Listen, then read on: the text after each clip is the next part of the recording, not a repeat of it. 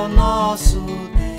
Então, meus irmãos, hoje nós vamos continuar falando e creio que, muito provavelmente, vamos concluir este parágrafo da Confissão de Fé, que trata dos eternos decretos de Deus, mas de maneira mais específica em relação a dois aspectos, né, ou dois pontos da teologia bíblica reformada, que são a eleição incondicional, não é?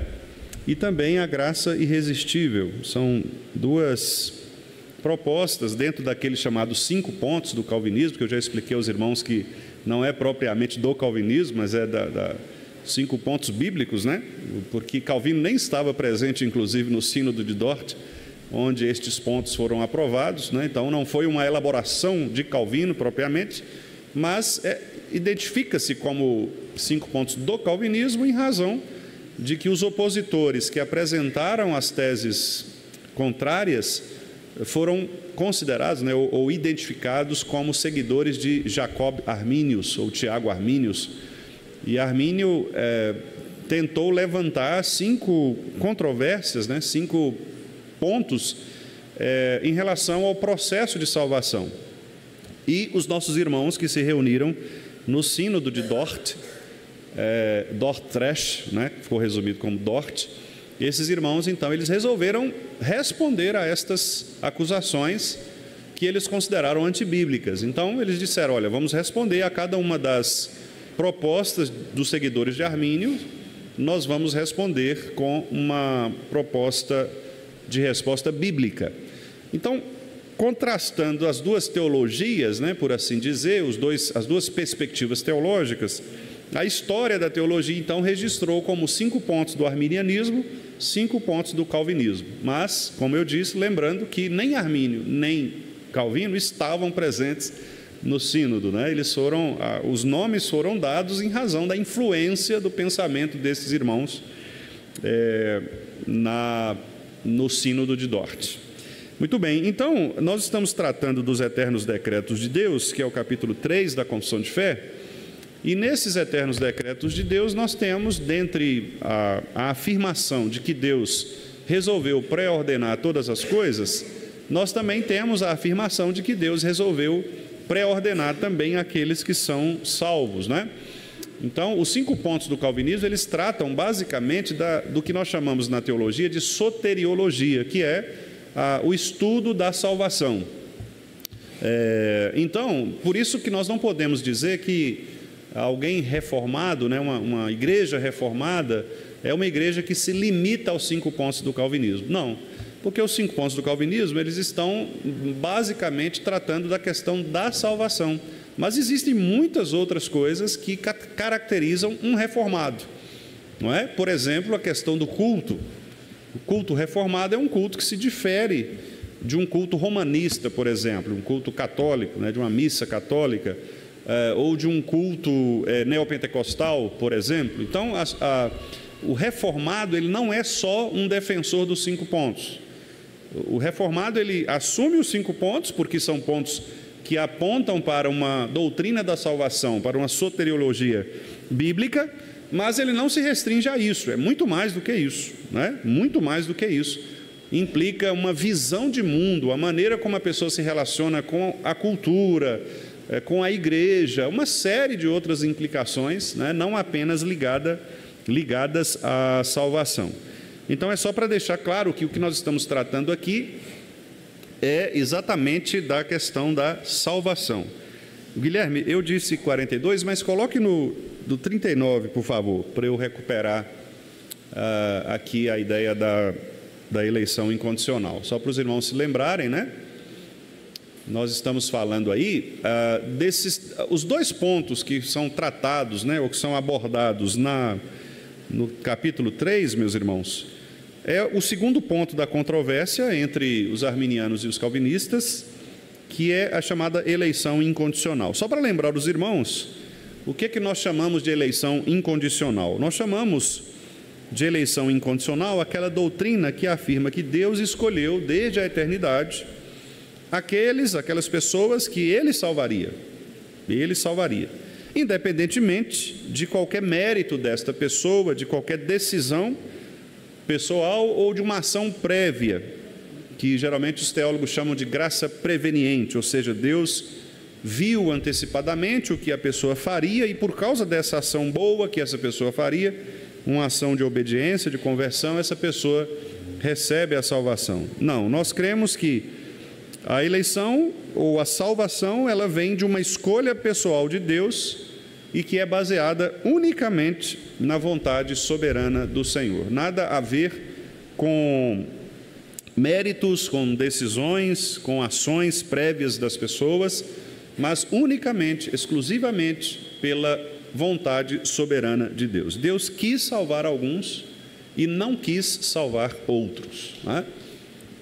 A pergunta que nós imediatamente fazemos, que é a pergunta que o apóstolo Paulo responde, inclusive em Romanos, não é injustiça da parte de Deus resolver salvar alguns e não salvar outros? E Paulo responde dizendo, não é injustiça da parte de Deus, por uma razão muito simples. Todos estavam mortos em seus delitos e pecados, todos, na verdade, estavam condenados ao inferno por causa da queda em Adão, e por isso nenhum homem merece a salvação. Nenhum homem tem os requisitos necessários para que sejam salvos. Então, se nenhum homem tem os pré-requisitos para serem salvos, o que fazer? Não há o que fazer. Então, neste ponto, Paulo, lá em Romanos, capítulo 9, vou pedir aos irmãos que abram, é um texto que nós já lemos diversas vezes, mas nunca é demais ler as Escrituras, e principalmente em se tratando de doutrinas tão importantes como esta, né? Romanos capítulo 9, Paulo está falando aqui do problema que os judeus levantavam em relação à salvação, porque os judeus pensavam, bom, nós somos israelitas, nós somos judeus, nós nascemos de Abraão, e afinal de contas a promessa de Deus para Abraão é que aqueles que fossem filhos de Abraão seriam salvos, não é? Eles se lembram lá de Gênesis, quando Deus disse, olha, os descendentes de Abraão, de ti farei uma grande nação, eles serão abençoados, etc. Então eles pensavam, bom, já que nós somos israelitas, não há razões para sermos condenados, né? E aí Paulo argumenta que, na verdade, essa compreensão ela está errada, porque a compreensão agora de israelita, o conceito de quem é israelita, não é mais um conceito étnico, mas ele é um conceito espiritual. Em outras palavras, não quer dizer que todos aqueles que nascem no Estado de Israel sejam salvos, bem como também aqueles que não nascem no Estado de Israel sejam condenados. Não, há pessoas salvas no Estado de Israel, há pessoas salvas fora do Estado de Israel. Paulo então mostra aqui o seguinte, Romanos capítulo 9, digo a verdade em Cristo, não minto, testemunhando comigo no Espírito Santo a minha própria consciência. Tenho grande tristeza e incessante dor no coração, porque eu mesmo desejaria ser anátema, ou seja, maldito, excluído, separado de Cristo, por amor de meus irmãos. A quem ele chama aqui de meus irmãos? Os meus compatriotas, segundo a carne, são israelitas. Então veja que Paulo está dizendo, olha, eu sinto tristeza, dor no coração, porque eu mesmo desejaria ser considerado excluído por causa dos meus irmãos israelitas, irmãos de sangue. Ele diz irmãos na carne, segundo a carne, versículo 2, 3. E ele ainda traz alguns elogios ao povo de Israel. Ele diz, olha, os israelitas, eles pertencem-lhes à adoção, também à glória. A adoção por quê? Porque Deus escolheu, adotou o povo de Israel dentre as demais nações. A glória, porque a glória foi revelada, ou a manifestação de Deus foi revelada neles, no povo de Israel. Foi lá que Deus mostrou, se revelou de maneira precisa. As alianças, Abraão, Moisés, não é? Noé, Abraão, Moisés. O culto, a legislação, está lá em Levítico, nós temos a lei de Deus. O culto está estabelecido lá também. E as promessas estão nos profetas, né? Israelitas, de quem viria a ideia ou a pregação do reino do Messias. Versículo 5: deles são os patriarcas, Abraão, Isaque, Jacó. Também deles descende o Cristo. Cristo veio de lá, segundo a carne. Cristo, qual é sobre todos, Deus bendito para todos sempre, amém. Então Paulo está dizendo, olha, eu sinto dor no coração, porque de fato eu gostaria que todos aqueles que nasceram em Israel fossem escolhidos, fossem salvos, porque eles têm muitas coisas boas. Deus escolheu Israel para ser o povo específico, Deus deu a eles as alianças, a lei, o culto, as promessas. Os patriarcas vieram de lá e, como se não bastasse, Cristo veio de lá. Então, eles são especiais mesmo, eles são diferentes. Quando a gente olha para Israel hoje, eles são diferentes. Nós temos que tratar a nação de Israel, ainda hoje, como uma nação diferente. Uma nação diferente, eles são diferentes. Deus escolheu Israel, Deus escolheu aquele povo para fazer naquele povo esta obra aqui de revelar Jesus Cristo. Mas aí Paulo pensa assim, as pessoas vão perguntar, muito bem, mas então, por que Deus então, por que há alguns que não são salvos, alguns que se perderam ao longo do caminho? Mesmo entre os israelitas, aqueles que foram condenados, foram mortos, foram punidos por Deus. E aí alguém pode pensar, será que falhou a promessa de Deus? Será que Deus em algum momento mudou de vontade, de desejo ali, ao invés de querer salvar, ele mudou a sua perspectiva? Paulo responde no versículo 6, não pensemos, meus irmãos, não pensemos que a palavra de Deus haja falhado. Não vamos pensar isso. A palavra de Deus não falhou. Por quê? Ele justifica. Porque nem todos os de Israel são de fato israelitas. Bom, então Paulo começa dizendo, peraí, então quer dizer que você está mudando agora o conceito do que é israelita. Antes você disse que os israelitas eram aqueles segundo a carne, meus irmãos, meus compatriotas. Ok, mas o que você quer dizer quando você diz que nem todos que nascem em Israel são israelitas? Então Paulo mudou o conceito de um conceito étnico, nacional, local, para um conceito espiritual, um conceito amplo. E ele vai continuar explicando. Então, nem por serem eles descendentes de Abraão, são todos seus filhos. Claro que isso aqui para um judeu é uma acusação muito grave, porque isso mexe na alma da teologia judaica, né? Então Paulo está dizendo, olha, tudo bem, vocês são muito importantes, vocês são diferenciados, eu creio nisso, mas nem todos vocês fazem parte da filiação espiritual em Abraão. E Paulo vai então precisar justificar isso, porque é um argumento difícil para ser digerido pelos judeus. Ele diz assim, mas em Isaque será chamada a tua descendência. Bom, ele usa um texto do Antigo Testamento, ele usa o texto, ele faz uma interpretação aqui, aliás, só uma nota de rodapé, né, para aqueles irmãos que gostam de ensinar, que são professores, né, ensinam na igreja, aqueles que pregam, né, os nossos irmãos presbíteros e que pregam, a pregação da palavra é exatamente isso que Paulo está fazendo aqui. Ele pega um texto do Antigo Testamento, que é o texto de Gênesis 21, 12, esse versículo, em Isaque será chamada a tua descendência. Ele pega esse texto e ele então aplica esse texto a um contexto amplo das Escrituras. Ele pega um texto do Antigo Testamento e mostra o que esse texto do Antigo Testamento tem a ver com a Escritura toda. Ou seja, ele faz uma leitura ampla, o que a gente chama de teologia bíblica, né? Ele não pega um texto, tira do contexto e faz uma doutrina. Não, ele aplica dizendo, olha, eu vou explicar o que significava aquela palavra lá no Antigo Testamento. Então aqui ele faz uma pregação cristocêntrica, né? Ele traz Cristo para que nós olhemos Cristo no Antigo Testamento, já que Cristo falou que dele se falava no Antigo Testamento, pelos profetas, salmos, etc., né?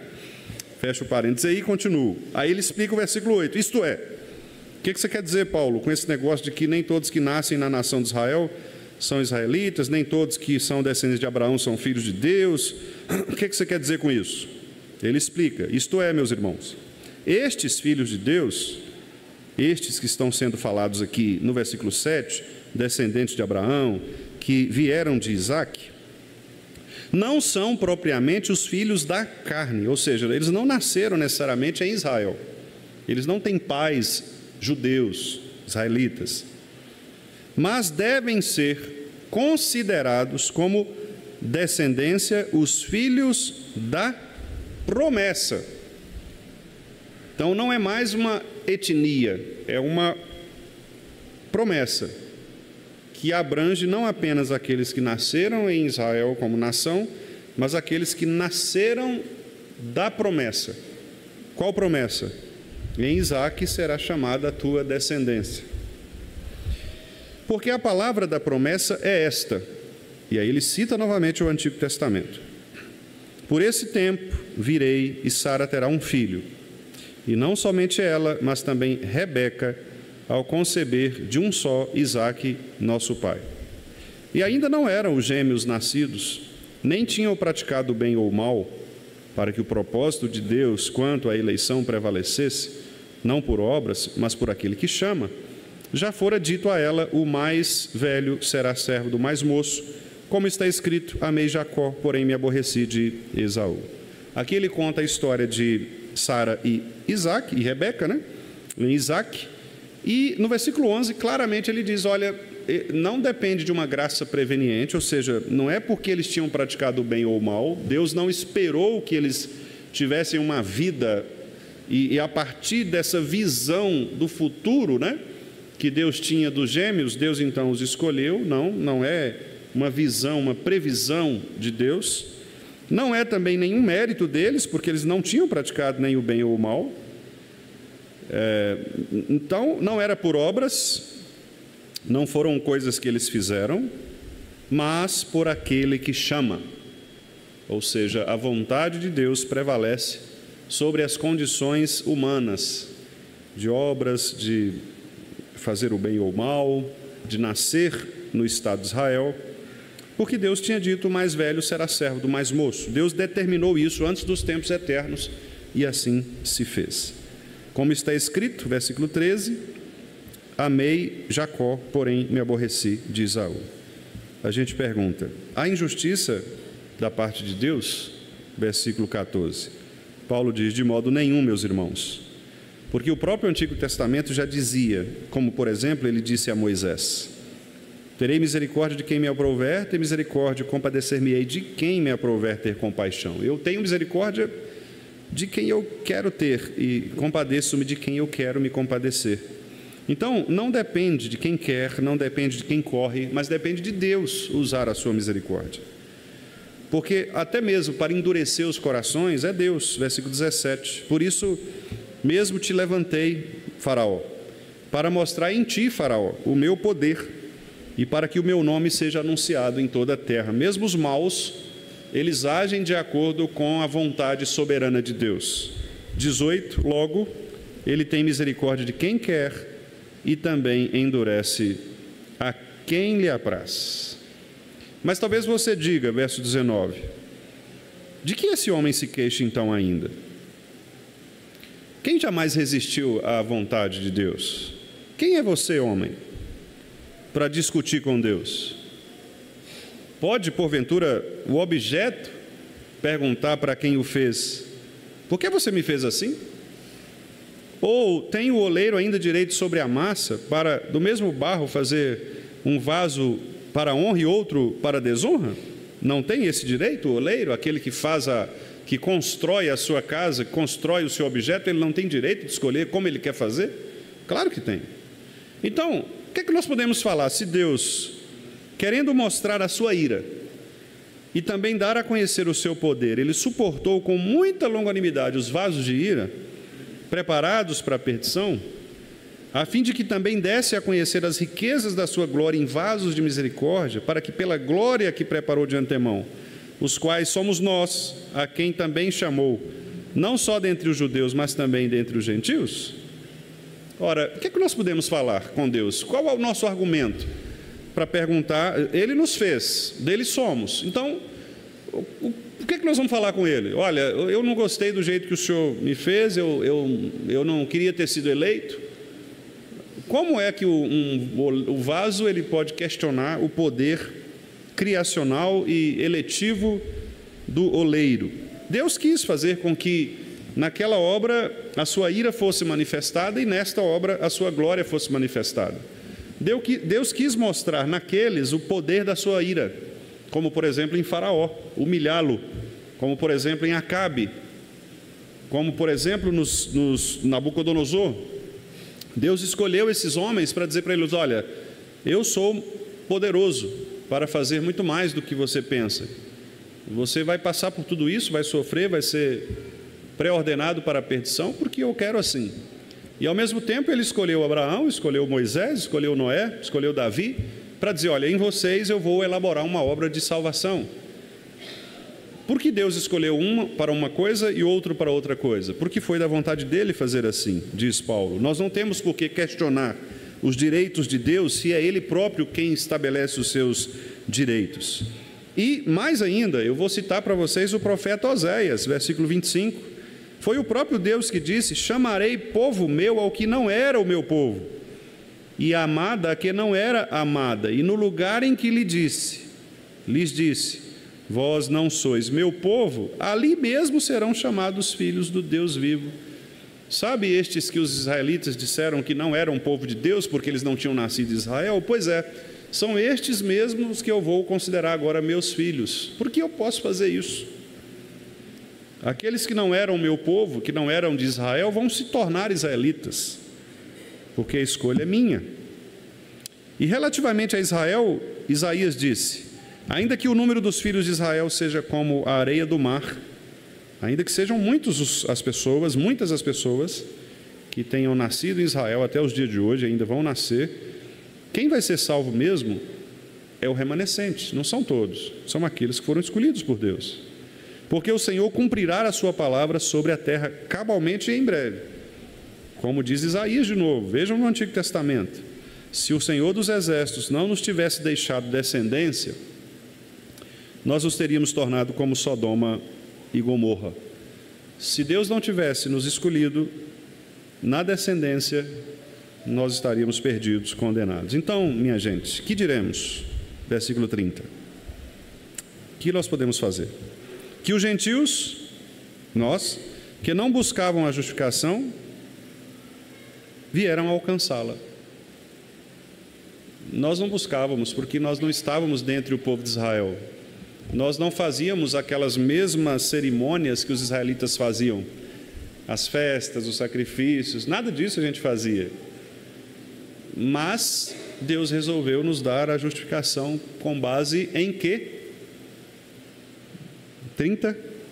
Todavia, aqui decorre, leiam aí, 30. Decorre de quê? Da fé. A justificação, portanto, não vem das obras, não é dos sacrifícios que eu ofereci, do sangue que foram derramados dos animais, não é da minha obediência à lei, não é de nada daquelas coisas que nós lemos lá no Antigo Testamento, naquela lista de coisas que as pessoas deveriam fazer, pelas comidas que elas comiam, não é? Pelas festas sagradas que elas realizavam, pelos objetos sagrados que elas adoravam em nome de Deus, no tabernáculo, no templo, etc. Nada disso. A salvação ela vem da fé. Israel, que buscava a lei de justiça, não chegou a atingir essa lei. Porque Israel queria ser salvo, parte de Israel queria ser salvo com base em quê? Na obediência à lei. Mas eles não eram capazes de obedecer à lei porque eram imperfeitos. Por que então? Paulo responde no 32. Por quê? Porque para Israel não decorreu da fé, mas de obras. Eles queriam fazer alguma coisa para ser salvos. Eles entendiam que era preciso fazer alguma coisa para ser salvo. Alguns deles entenderam que ainda que eles fizessem tudo o que tinham de fazer, eles dependiam de Deus para serem salvos. E aí eles tropeçaram na pedra de tropeço. Como está escrito: eis que ponho em Sião uma pedra de tropeço, rocha de escândalo, e aquele que nela crê não será confundido. Eu brinquei aqui com os irmãos, né? Porque geralmente a gente fala assim: a fulano é uma pedra de tropeço na igreja, né? Ai, graças a Deus, né? A pedra de tropeço é Cristo. Cristo é a pedra de tropeço. Quer dizer, a linguagem bíblica é a seguinte: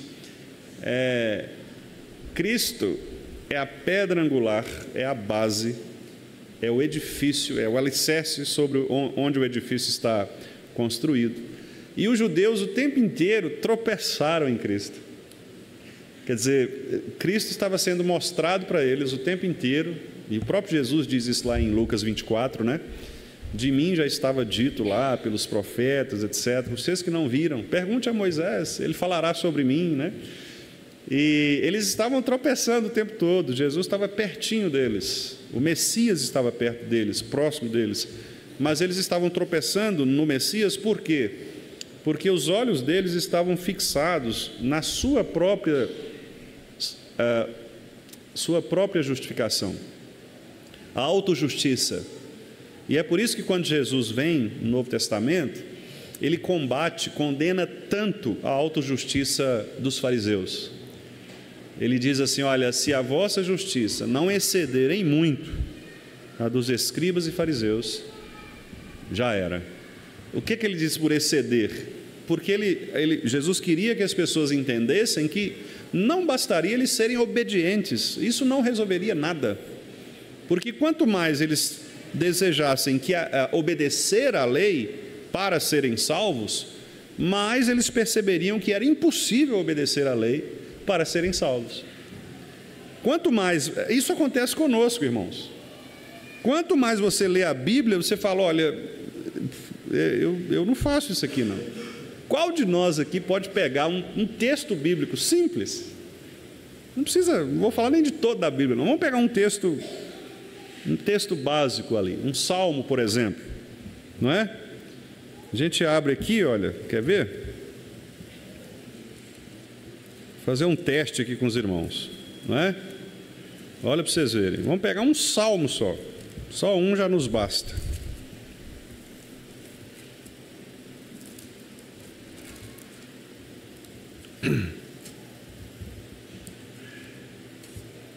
Olha só.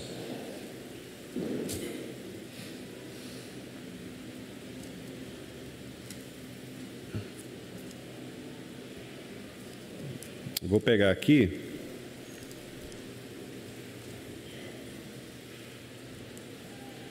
Querem ver? O Salmo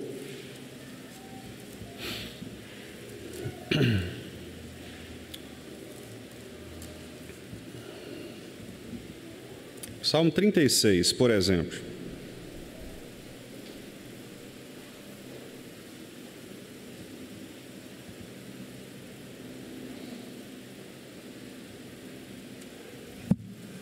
Salmo 36.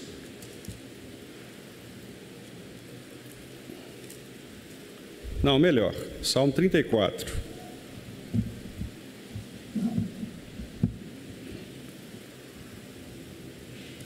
Salmo 34, versículos 11 a 14. Vinde, filhos, e escutai-me, e eu vos ensinarei o temor do Senhor. Quem é o homem que ama a vida e quer longevidade para ver o bem? Refreia a língua do mal e os lábios de falarem dolosamente. Aparta-te do mal e pratica o que é bom. Procura a paz e empenha-te por alcançá-la. Vamos pensar só nisso. Só nisso. Parar de falar dolosamente, ou seja, de maneira maliciosa, né, das pessoas ou de circunstâncias. Apartar-se do mal significa deixar de pecar, né, porque o mal é o pecado. Praticar sempre o que é bom, não é? Procurar a paz. Isso acontece muito entre os casais, né? Eu tenho certeza que todo mundo que é casado aqui sempre busca a paz, né? Não há discussões, não há dificuldades em casa. A hora do almoço é sempre muito tranquila, né? Não tem, os filhos não discutem com os pais, né? Muito tranquilo. É isso, percebem? Se a gente for ser bastante honesto, e olha que eu peguei aqui aleatoriamente mesmo, né?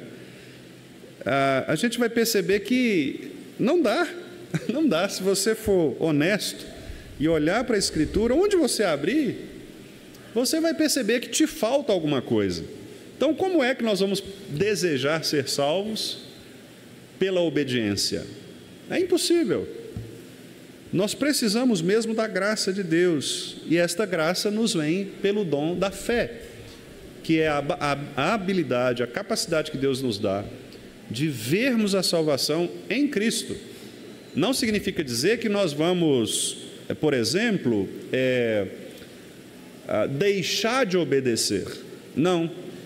Nós vamos obedecer, sim, pela graça do Senhor, que nos habilita a sermos obedientes. Cristo nos habilita a ser obedientes. Nós vamos nos esforçar para sermos obedientes, mas sabendo que nós não vamos conseguir ser obedientes 100% das vezes na nossa vida. Você vai cair, você vai escorregar.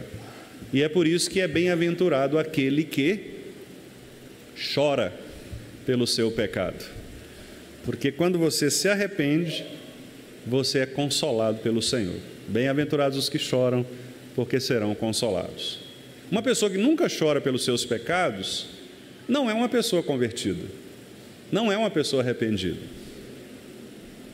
Uma pessoa que nunca chora por ter pecado, não reconhece o seu erro, o seu pecado diante de Deus, não é uma pessoa convertida. A marca da conversão é o arrependimento.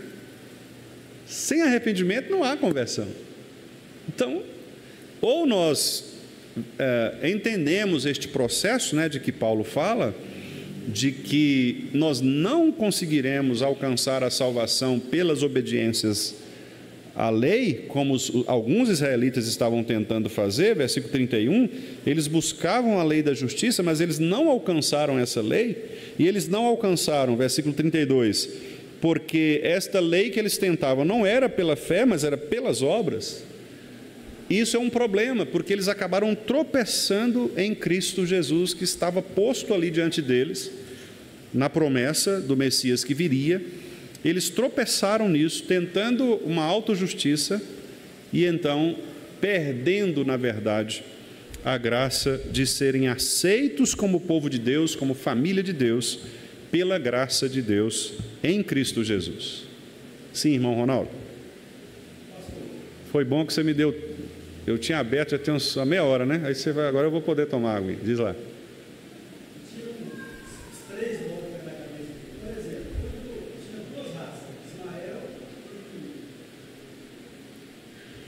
Tinha duas raças, de Ismael e de Isaac.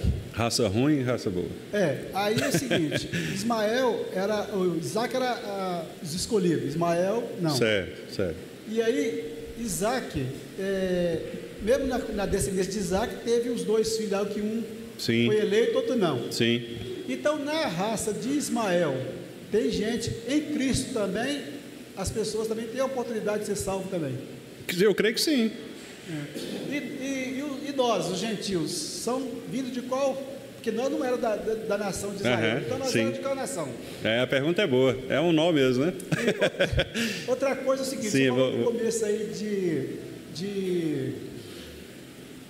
de não previu, só que a fé foi prevista, quando fala lá em Gálatas capítulo 3, no versículo 8, que a fé foi prevista antes. Certo.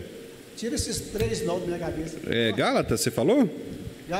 Gálatas 3, 8. Deixa eu dar uma olhadinha aqui para eu. Gálatas 3, 8. Sim, previsto, tendo a escritura prevista. Beleza. Vamos começar pelo início. De fato, isso mesmo, Isaac e Ismael. Ali nós temos duas raças, duas linhagens, né? Eu tenho falado com os irmãos aqui, que as escrituras, depois da queda de Adão, nós sempre veremos as duas sementes, né? Então você tem, por exemplo, Caim e Abel. Você tem as duas sementes ali que é a semente da mulher em Abel e a semente da serpente em Caim. Ah, pastor, então quer dizer que todo mundo que veio de Caim vai para o inferno? Não. Não, porque Deus tem os seus escolhidos. Veja, a questão é, senão nós teríamos que, inclusive, até de maneira muito equivocada, muito antibíblica, né? Algumas pessoas chegam a associar, por exemplo, os africanos como descendentes de Caim, né? Porque, de acordo com os estudos arqueológicos, históricos, geográficos, da localização do povo que descendeu de Caim, muito provavelmente eles habitavam ali mesmo, a região da África, né? Descendo do Egito, aquela região onde nós temos hoje um bolsão de pobreza, né? Alguns países muito pobres ali da região centro-africana. Então eles acham que a maldição, né? Alguns interpretam que a maldição sobre Caim tem a ver com isso, inclusive com a cor da pele. Olha para vocês verem. Existe um movimento aí, racista, né? Que chega a afirmar isso, que eles foram amaldiçoados, inclusive na cor da pele, né? Então, o que a Bíblia absolutamente não em nenhum outro lugar desse, aliás, nem mesmo em Caim você tem essa declaração, né? Agora, que muito provavelmente eles habitaram a região da África, sim, por causa da questão histórico-geográfica mesmo. Significa dizer que não há africanos que são eleitos? Claro que não, não é? Há africanos eleitos, inclusive nós temos missões lá na África, né? Igrejas lá na África, pastores famosos, né? Que são pastores africanos. Tem, por exemplo, o Conrad Mbiui, não sei se os irmãos já ouviram falar, é um armário assim, de quase 2 metros de altura, né? Ele é considerado o Spurgeon da África, Conrad Mbiui. Depois eu divulgo para os irmãos lá. Ele já esteve no Brasil, já pregou algumas vezes na Conferência Fiel, né? Ele é africano e é um pastor de extrema influência na África, inclusive, né?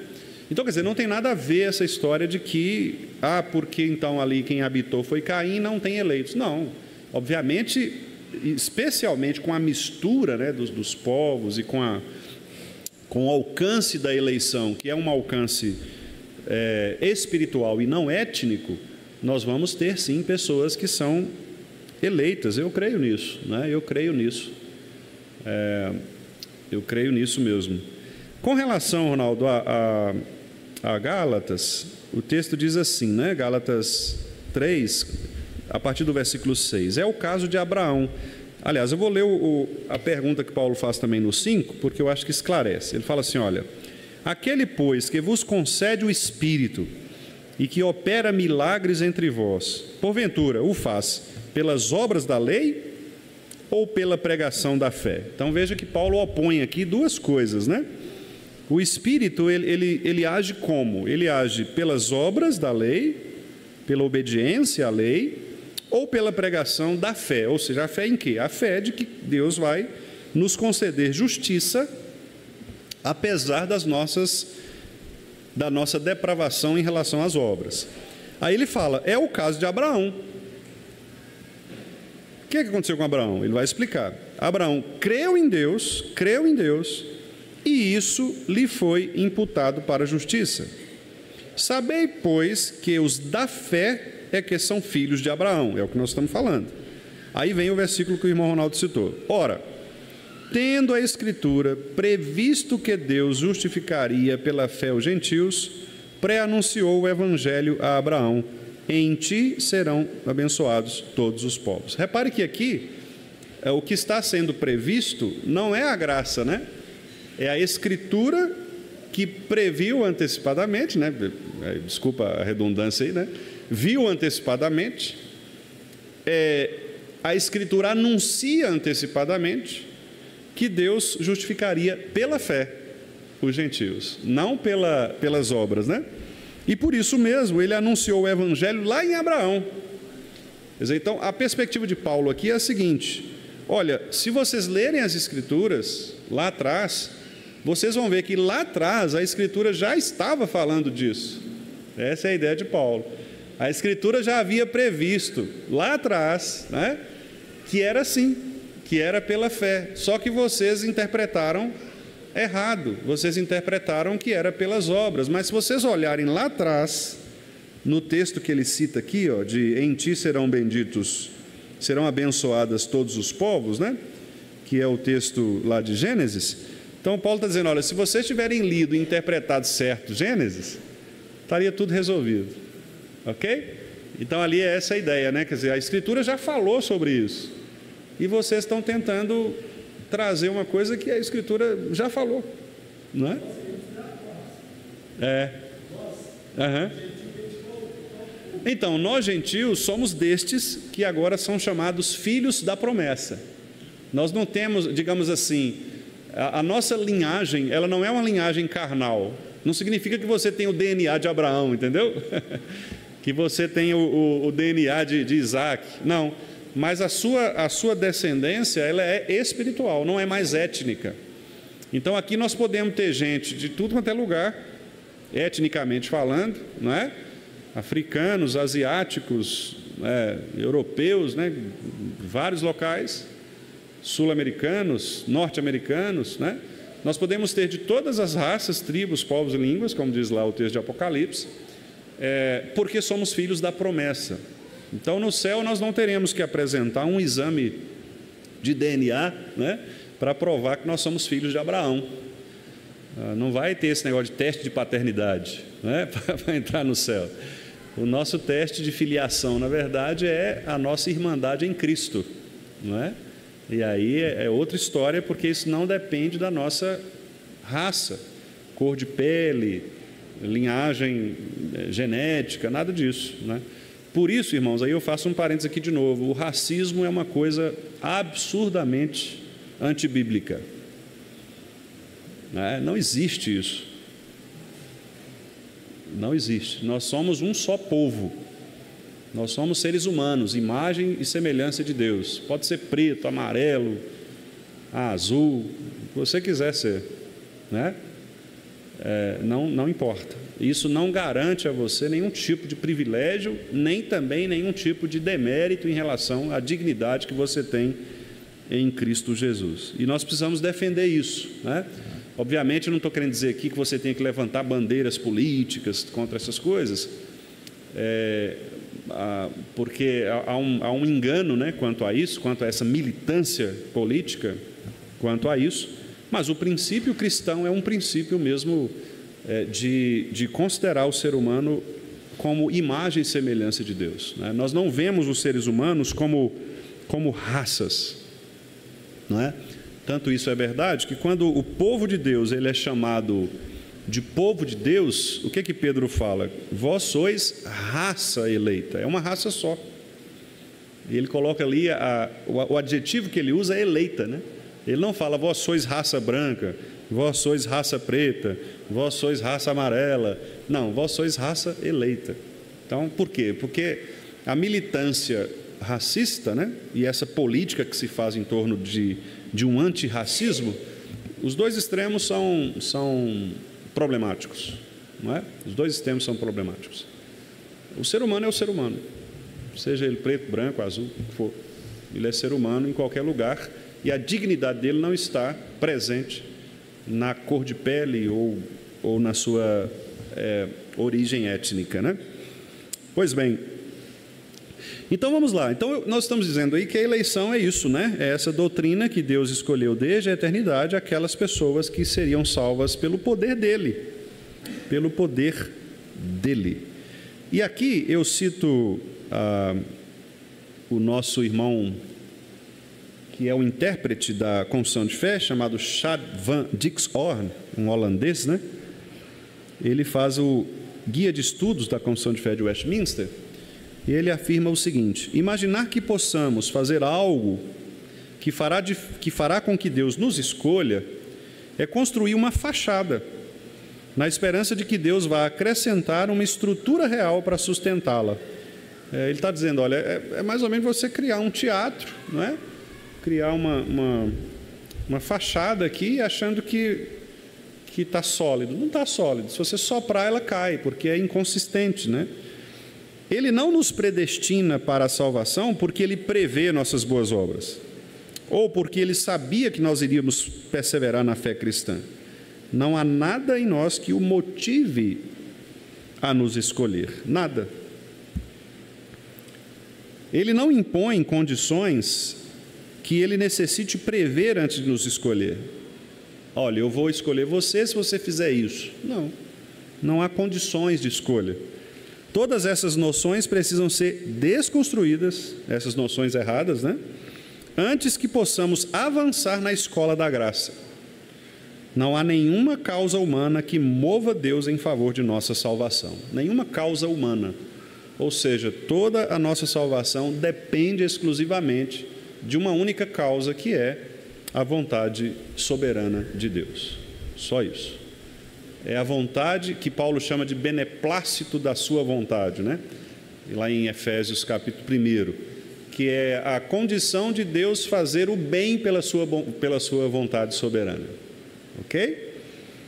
O quarto ponto da controvérsia, da graça irresistível, ou da chamada vocação eficaz, né?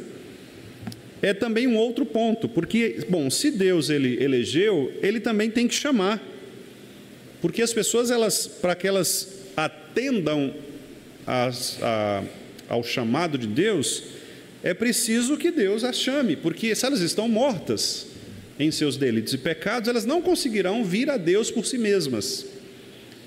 E ainda que elas conseguissem vir a Deus por si mesmas, ainda que, se isso fosse possível, conforme o arminianismo justifica, elas não teriam condições de ser salvas, exatamente porque elas não atendem aos pré-requisitos, não é?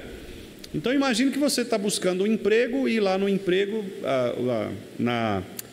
nas exigências, né, nos pré-requisitos, nos critérios, tem lá que você tenha que ser fluente em alemão, por exemplo. Aí você tem curso de tudo quanto é jeito, doutorado, não sei o quê, formação nisso, trabalhei não sei aonde. Você fala alemão? Não, não falo. Então, quer dizer, é mais ou menos isso. Não adianta, você pode ter todos os requisitos, mas você não vai ter o principal daquela vaga, né? Na mesma coisa é na eleição. Você pode ser uma pessoa extremamente obediente, não é? Como foi, por exemplo, como foram, né, os chamados mestres da lei. Hoje à noite, eu vou dar um spoiler aqui, né? O irmão André vai pregar sobre o texto de Nicodemos, texto de João, capítulo 3. Convido os irmãos para virem, né, ouvirem o nosso irmão. Ele teve o cuidado de pedir que eu olhasse, né, revisasse o seu sermão. Achei muito gracioso e responsável, né, da parte dele. Então venham, os irmãos vão poder experimentar isto, né, esta verdade de que ele vai apresentar exatamente isso, de que, por exemplo, Nicodemos era um mestre da lei, especialista. O André vai falar sobre isso, e no entanto Jesus disse: olha, você tem que nascer de novo. Não é isso que é importante aqui, não é? Então, Deus precisa nos chamar para que a gente aceite o Evangelho. Mas então isso não é arminianismo? De qualquer jeito o homem não tem que aceitar? Aí é onde entra a proposta da chamada graça irresistível, ou chamado eficaz, ou vocação eficaz. São alguns nomes, né, que nós temos aí na nossa teologia, que são a mesma coisa. A vocação eficaz, ou chamado eficaz, vocação aqui, irmãos, é chamado, tá? Não é vocação no sentido de trabalho, de habilidade, né? É vocação do verbo vocare, né? Que é de chamar. Isso, né, Bruno? Vocare. O verbo chamar, né? De chamar, aclamar. De onde vem a nossa palavra no português? Vocativo, né? Que é uma classe, que é uma função sintática, né, de um termo da oração, que é quando você chama alguém, né? Você fala: Vanessa, por favor, né? Quer dizer, Vanessa é o vocativo, estou chamando ali, né? Então, é o chamado. Esse chamado é o ato soberano de Deus. Veja, soberano de Deus. Bom, soberania, irmãos, é indiscutível. O soberano, ele faz o que quer, né? Os irmãos que estudaram e estudam história aí sabem disso, né? Naquele período lá dos soberanos, né? Dos dos reis, o soberano é soberano, o resto, quer dizer, o cara manda o que ele quiser mandar, não é? Soberano, Deus é soberano, e ele então assegura, e se Deus assegura, quem é que vai poder discutir? Ora, não é? Se Deus está dizendo, eu garanto, quem é que vai poder falar, não, acho que essa promessa do Senhor é meio falsa, não vai dar certo isso não, né? Não, Deus está dizendo, eu garanto. E aqui não é aquele tabajara não, né? Garante ou não, né? É garanto mesmo. Eu garanto que os eleitos responderão ao Evangelho com fé e arrependimento, e isso os levará à salvação. Então, esse é o chamado eficaz. Haverá um tempo na história, na nossa história real, a nossa história de vida, nós estamos eleitos lá na eternidade. Efésios 1. Bendito Deus e Pai de nosso Senhor Jesus Cristo, que nos tem abençoado com toda sorte nas regiões espirituais em Cristo Jesus. Nos chamou, Ele nos elegeu nele, certo? Nos predestinou, nos adotou lá. Mas a sua conversão, ela acontece no seu tempo da história, no ano que você nasceu, no período de sua vida, né? Entre o seu nascimento e a sua morte. Bom, como que se dará esse chamamento, essa vocação? Deus está dizendo, olha, aqueles que eu escolhi, se o seu nome estiver lá no livro da vida, se o seu nome estiver entre os eleitos, você será chamado no tempo certo, estabelecido por Deus, na sua história, para a salvação. Essa doutrina, então, irmãos, destaca a soberania de Deus na salvação e a segurança que os eleitos têm de serem trazidos à fé por meio da obra do Espírito Santo. Não depende de nós. E aí a confissão de fé, então, apresenta, nesse parágrafo, como que Deus, então, Ele chama estas pessoas, né? Assim como Deus destinou os eleitos para a glória, assim também pelo eterno e muito livre propósito da sua vontade. Prestem muita atenção, irmãos, nesses termos. Eles são muito importantes. Os professores de teologia sistemática lá do seminário, eles, quando vão fazer banca, né, de monografia, e eu já participei de algumas, eles chamam muita atenção dos seminaristas para esta questão da precisão dos termos teológicos. Porque na teologia não dá para você... O termo ele tem que ser preciso. Não é? Se isto aqui tem um nome, você tem que chamar pelo nome. Não adianta você... Porque senão você pode criar problemas. Então preste muita atenção nos nomes, né? Nos substantivos e adjetivos, principalmente, que são utilizados aqui.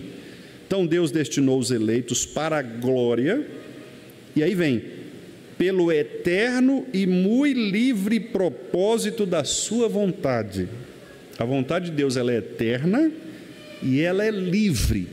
E os irmãos de Westminster ainda colocaram muito livre, quer dizer, muito livre, quer dizer, livre já é livre, né? Mas eles quiseram deixar mais claro em dizendo, olha, Deus não é restrito, limitado a nada, porque Ele é infinito em seu ser e em suas perfeições. Então, usando esta liberdade infinita, Ele pré-ordenou, inclusive, os meios, todos os meios, conducentes a esse fim. Ou seja, Deus não só pré-ordenou os eleitos, as pessoas, mas Ele também pré-ordenou os meios, a maneira como estas pessoas seriam chamadas para esse fim. Qual fim? Da eleição, da glória da eleição.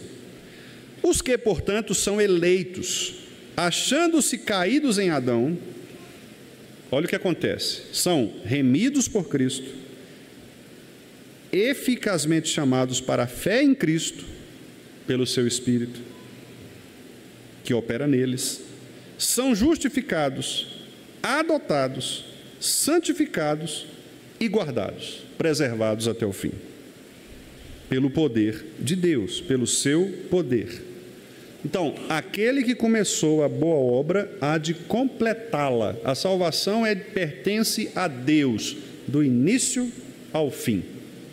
Deus elege, Deus redime em Cristo, Deus chama, justifica, adota, santifica e preserva. Por isso que os 5 pontos terminam com perseverança dos santos, que é exatamente a ideia de que, se você foi eleito por Deus, é Deus quem vai te guardar até o final. Porque se você tivesse sido eleito, ou melhor, se você tivesse escolhido Deus por sua própria vontade, você poderia desistir disso em algum tempo. É o que o arminianismo propõe. O arminianismo ele não afirma a perseverança dos santos. Porque, claro, nisso eles têm coerência com o sistema. Bom, se você escolhe, você pode desistir. Claro. No calvinismo, não. Se você escolhe, é porque Deus te escolheu. E se foi Deus quem te escolheu, você não perderá a salvação. É a perseverança dos santos. E nós não estamos falando de perseverança dos santos, mas eu gostaria de ler com os irmãos aqui os últimos versículos de Judas. Vamos abrir lá? Para ficar bem claro, ilustrado aqui o que eu quero afirmar com esta palavra final, né, que é guardados pelo seu poder. Inclusive esse texto de Judas nem é citado aqui, né, na confissão, nos textos que estão citados, mas é um texto que trata sobre isso, né, sobre a perseverança dos santos, ou seja, guardados pelo poder de Deus por meio da fé. Vamos ver os 2 últimos versículos, 24 e 25. Vamos ler juntos? Essa é uma doxologia, né? É um texto de louvor a Deus, de gratidão a Deus, né? Vamos ler. Ora, aquele que é poderoso para vos guardar de tropeços e para vos apresentar com exultação, imaculados diante da sua glória, ao único Deus, nosso Salvador, mediante Jesus Cristo, Senhor nosso, glória, majestade, império e soberania, antes de todas as eras, e agora e por todos os séculos. Amém. Maravilhoso, né? E o que Judas diz é isso, olha, ele é poderoso para vos guardar de tropeços e também para vos apresentar com exultação. Quer dizer, como é que você apresenta alguém com exultação se essa pessoa ela é devedora? Não, para apresentar com exultação, ela tem que ter sua dívida paga. Então a ideia de Judas é: vocês foram salvos pela graça, vocês não dependem de vocês, então vocês dependem de Deus. Então Deus é que tem o poder de guardar vocês de tropeços, de apostasias. É Deus quem vai levá-los diante do Pai, é Cristo que vai levá-los diante do Pai, porque ele fala lá, né? Ao Deus único, mediante Jesus Cristo, é Cristo que vai levar vocês ao Pai de maneira imaculada, limpa, sem defeito, não é? Sem qualquer tipo de questionamento, porque é Cristo quem paga o preço da sua dívida, portanto não há o que temer. E então, meus irmãos, para a gente finalizar, são estas exatamente as bênçãos que são destinadas a nós, os eleitos. Nós somos remidos por Cristo, não é? Resgatados. Nós somos eficazmente chamados para a fé em Cristo pelo seu Espírito, que opera no tempo devido. Somos justificados, adotados, santificados e guardados. Gravem bem estas palavras e estas 6 ações, esses 6 atos de Deus, que são atos de Deus em nós. Depois da eleição, nós já fomos eleitos, seria o primeiro ponto ali, né?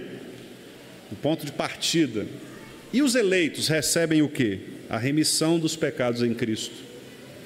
São chamados pela fé, recebem a declaração de que são justos, a justiça de Deus. Com isso eles entram na família da aliança, são adotados. Na adoção, agora eles recebem o poder, pela graça, de serem santificados. Então, Imagine uma cena que é a seguinte: imagine você ter uma mansão, uma casa absurda, né? Como aquela mansão que o Neymar comprou lá de 350 milhões, lá em Dubai, né? Você tem uma mansão e aí você resolve pegar uma pessoa miserável, pobre, que não tem nada, e dizer para ela: olha, você vai morar comigo. Aí você pega essa pessoa, leva essa pessoa, dá um banho nela, cuida dela, tira a impureza dela e oferece para ela aquela mansão. Mas eu não tenho como pagar. Não, você não precisa pagar. Tudo isso aqui é seu. É isso. Ele paga por nós, nos chama, convida, põe dentro de casa, declara que você é justo e santifica a sua vida. E finalmente te guarda. Mais uma vez citando Chad Van Dixhoorn, que é o comentarista da Confissão de Fé, ele diz: Deus não só determina que os eleitos o encontrarão na glória, mas, pelo eterno e muito livre propósito da sua vontade, Ele também decidiu como seu povo, que é totalmente indigno de confiança, manterá o compromisso de se encontrar com Ele na glória. Quando Deus destina os eleitos para a glória, tanto os fins como os meios são importantes. Tanto os fins quanto os meios. Por isso que nós reformados, meus irmãos, cremos que o meio que Deus estabeleceu para o chamado é a pregação da palavra. E é por isso que em qualquer culto reformado que você for, a palavra de Deus sempre terá preeminência. Sempre. Ela sempre terá destaque. Se você for a um culto em que a palavra de Deus recebe menos destaque e outras coisas são mais destacadas do que a palavra de Deus, e quando eu estou falando palavra de Deus, eu não quero dizer necessariamente, embora o texto da confissão diga isso, nós vamos até trabalhar isso mais à frente, inclusive no catecismo também, né? A pregação da palavra propriamente, que é o púlpito. Então, há uma diferença, irmãos, teológica entre isto que eu estou fazendo aqui hoje, que é o ensino de uma doutrina, obviamente com base em textos bíblicos, mas é um ensino de uma doutrina. Há uma diferença para os reformados entre o que eu estou fazendo aqui e aquilo que eu faço no púlpito, no culto solene, no culto público. Para algumas pessoas é a mesma coisa, né? Tem gente que acha que é tudo a mesma coisa. A gente foi criado numa cultura em que tudo é a mesma coisa. Então, por exemplo, reunião de oração. A pessoa acha que é um culto, como é o culto de domingo. Estudo bíblico, a pessoa acha que é um culto, como é também no domingo. Escola dominical, não, são coisas distintas. São coisas distintas. O culto público, nós vamos ver isso quando nós falarmos sobre culto, que é um capítulo específico sobre isso, que é um capítulo riquíssimo, né? O que é o culto a Deus? E aí nós vamos ver exatamente o papel especial da pregação da palavra de Deus. Deus escolheu a pregação da palavra no culto público para chamar as pessoas ao arrependimento. Significa, pastor, que quando a pessoa vem à reunião de oração, ao estudo bíblico ou na escola dominical, ela não pode ser convertida? Deus não vai falar? Vai, irmãos. Claro que Deus fala como Ele quer. O Espírito, você pode estar passando, a pessoa passando na rua ali, você dá um folheto, você falar uma coisa e ela ser despertada, né? Ela pode sim estar numa reunião de oração, orar com alguém e Deus também falar ao seu coração, preparar o seu coração. Não é isso que eu estou dizendo. O que eu estou dizendo é que a pregação da palavra no culto público é, para Deus, o principal momento em que as pessoas são chamadas para a conversão. É isso que eu estou querendo dizer. E os nossos irmãos de Westminster vão afirmar isso com muita clareza. Se Deus quiser, nós chegaremos lá, nestas partes, né? Especialmente do poder da pregação da palavra, exatamente porque nós cremos nisso. Nós cremos que no culto a palavra pregada é o momento em que Deus fala. E aí você percebe então, né, o quanto isso é grave, o quanto isso é importante. Tanto da parte de quem ouve, da preparação para ouvir a palavra, né? Isso envolve tudo no culto. Isso envolve, por exemplo, o clima da igreja. Se estiver muito quente e as pessoas estiverem mais preocupadas em abanar, isso pode ser um problema para a apreensão da palavra de Deus. Se o pessoal ficar levantando, saindo, conversando, isso pode atrapalhar ouvir a palavra de Deus. Se tiver muita distração aqui na frente, isso pode atrapalhar a palavra de Deus. Se o pregador tiver com a gravata torta, isso pode atrapalhar a palavra de Deus. Percebem? Tudo no culto é para isso. Os cânticos devem ser cantados, não é para entreter o povo, é para anunciar a mensagem. Por isso que quando a gente manda lá no grupo dos irmãos, a gente fala, olha, o tema do sermão é este, e os cânticos mais apropriados seriam sobre tal tema assim assado. Por quê? Porque o cântico ele tem que caminhar para a pregação. As leituras bíblicas têm que caminhar para a pregação. Quando você prepara uma liturgia, não é só você chegar ali e falar, põe um texto de louvor aí. Não, eu tenho que pensar o que aquele texto tem a ver com o meu sermão. Tudo é feito para isso, certo? Essa organização cultica não é coisa da cabeça do pastor Wendel ou de gente radical. Não, é a preocupação que os nossos irmãos do passado tiveram, especialmente na Reforma, quando eles contrastaram a missa católica e eles não viam sentido na missa católica, porque o padre ficava falando em latim, de costas para o povo.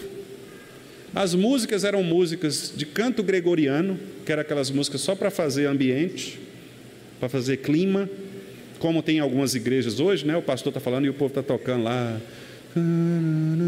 então o pastor, irmão, aquele clima, não é? Fumaça, luz, criar clima. Isso é catolicismo, não é reforma. Tudo era feito assim, e os reformados falaram, não, gente, vamos tirar tudo isso, tirar essas distrações todas, vamos apontar para a palavra, e aí eles ficaram aficionados por isso, não é? Então vejam a gravidade e a responsabilidade, tanto de quem prega, quanto de quem ouve, quanto de quem organiza o culto. Os irmãos diáconos, que estão autorizados pelo conselho a puxar a orelha mesmo dos irmãos mal educados, não é? Eles fazem isso não é porque eles estão defendendo uma causa própria, eles fazem isso porque eles estão organizando o culto.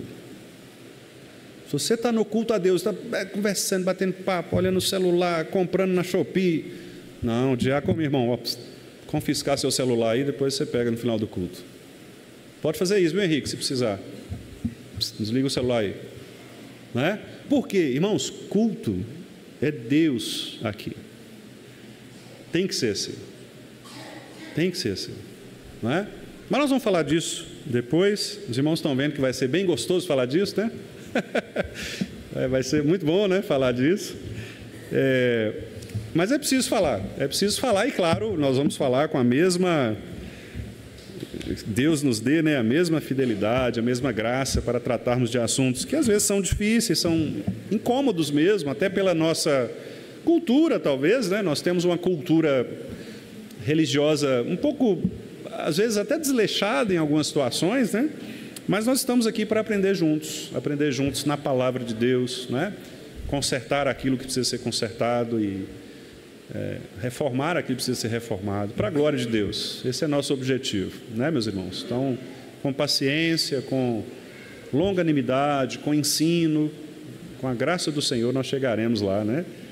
E, claro, não faremos perfeito jamais, porque somos pecadores. O pastor vai vai falhar, vai pecar muitas vezes, nós vamos errar muitas vezes, né? Mas o que importa é o nosso retorno, é o arrependimento, é a volta para corrigirmos aquilo que porventura não está de acordo com o Senhor.